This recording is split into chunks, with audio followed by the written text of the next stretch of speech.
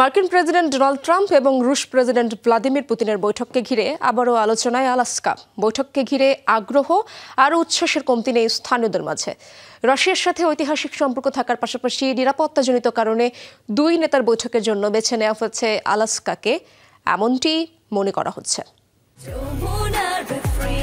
Innovation for smarter life.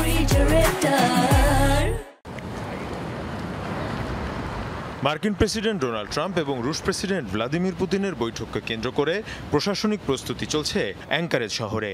আলাস্কার এই শহরটিতে নিরাপত্তা জোরদারে এরই মধ্যে বিভিন্ন পদক্ষেপ নিয়েছে এফবিআই সহ মার্কিন সংস্থাগুলো। স্থানীয়রাও আশাবাদী আলোচিত এই বৈঠক নিয়ে। আমি বৈঠকটি নিয়ে বেশ আগ্রহী। আমার মনে হয় ট্রাম্প তার মেক আমেরিকা গ্রেট এগেইন তত্ত্বেই অটল থাকবেন। আলাস্কার সাথে রাশিয়ার ইতিহাস জড়িয়ে আছে, তাই যখন দেশটির নেতা এখানে আসেন তখন বৈঠক অন্যরকম গুরুত্ব পায়। প্রশ্ন উঠেছে দুই নেতার বৈঠকের জন্য কেন আলাস্কাকে বেছে নেওয়া হলো। আদতে রাশিয়া এবং যুক্তরাষ্ট্র প্রতিবেশী দেশ।